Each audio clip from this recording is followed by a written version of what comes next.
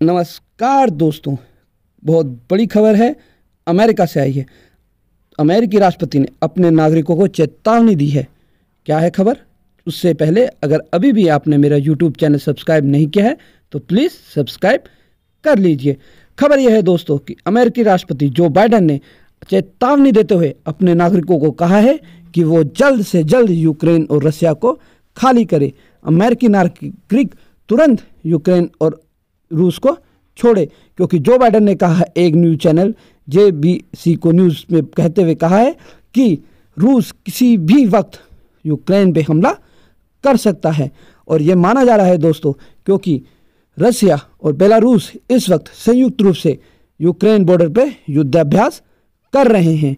अमेरिकी think tank ने यह माना है कि अगर रूस यूक्रेन में आक्रमण करता है तो उसे सिर्फ 48 घंटे लगेंगे यूक्रेन की राजधानी कीव तक पहुंचते हुए, और उसको रोकना नाटो के लिए बहुत ही मुश्किल काम होगा। इस वक्त अमेरिकी राष्ट्रपति ने कहा है कि वो दुनिया की सबसे बड़ी सैन्य ताकत से टकराव की स्थिति पे आ चुके हैं, और उन्होंने अपने यहाँ से एक हथियारों का बहुत बड़ा शिपमेंट बेलारूस की सीमा पर लगते हुए यूक्रेन के लिए भेजा है। और हथियारों की यह दूसरी बहुत बड़ी खेप है दोस्तों। तो इसी बीच जो यूक्रेन के राष्ट्रपति है, उन्होंने भी अमेरिका से रिक्वेस्ट की है कि उन्हें थार डिफेंस सिस्टम दिया जाए, क्योंकि रसिया बहुत ही एग्रेसिव प्रोसीजर अपना रहा है।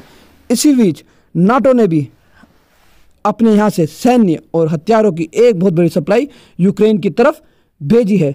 लेकिन इस पर गौर करने वाली बात यह है कि रूस लगातार सैन्य अभ्यास करता ही जा रहा है और अपनी सेना का बिल्डअप सभी तरह से यूक्रेन के ऊपर कर रहा है। तो इस खबर के आने के बाद यह माना जा रहा है कि विश्व युद्ध 3 शुरू होने वाला है, क्योंकि रूस बेलारूस के साथ मिलकर युद्धाभ्यास पे आधुनिक टैंकों S-400 मिसाइल सिस्टम जो उसका डिफेंस का है, वो टैंक, फाइटर जेट और 1,20,000 से ज़्यादा सैनिक इस पे शामिल हैं, और यह 20 फरवरी तक चालू रहेगा। तो इसे युद्ध से पहले की रूस की तरफ से आखिरी कार्रवाई मानी जा रही है।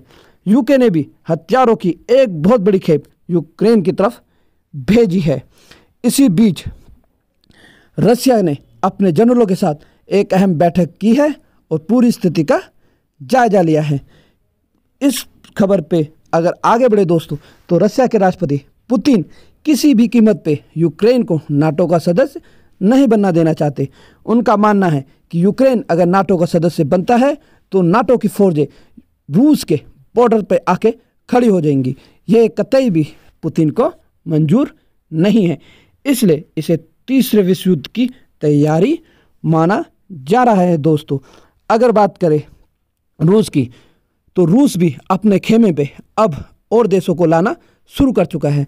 पहले रूस के साथ चाइना था, अब उसने पाकिस्तान को भी न्योता दे के वहाँ के इमरान खान को मॉस्को बुलाया है। इस पे ये ध्यान देने वाली बात है दोस्तों कि कोई भी पाकिस्तानी प्रधानमंत्री रूस 23 साल बाद जाएगा, वो भी रूस के आमंत्रण पे।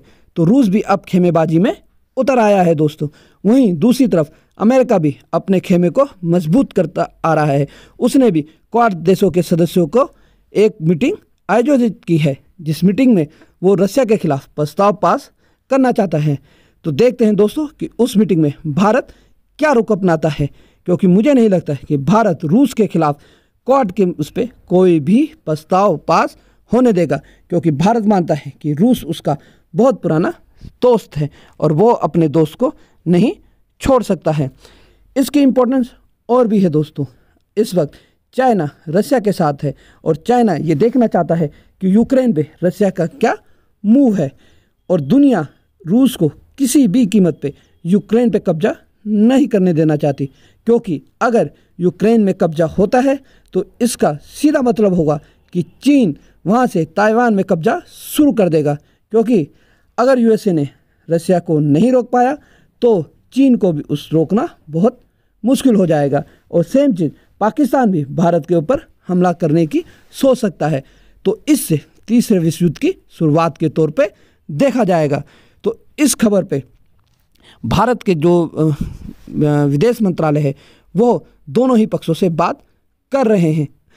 इसी बीच फ्रांस के राष्ट्रपति मैक्रोन ने मॉस्को का दौरा किया।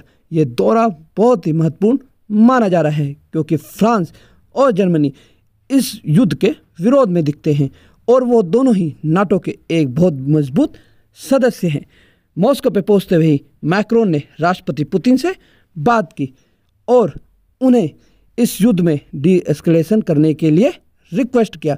वहीं रूस के राष्ट्रपति पुतिन ने भी कहा है कि इस युद्ध को रोकने का सिर्फ एक ही तरीका है कि नाटो यूक्रेन को अपने उस पे संगठन में शामिल ना करे। अगर ऐसा कुछ भी होता है तो रूस यूक्रेन पे कब्जा जरूर करेगा। और दूसरी तरफ उन्होंने ये कहा है कि उनके और बेलारूस के बीच चल रहे युद्धाभ्यास को यूक्रेन के खिलाफ ना देखा जाए। जब तक यूक्रेन को नाटो के संगठन अपने में शामिल नहीं करते तब तक रसिया ऐसा कोई भी मूव नहीं अपनाएगा।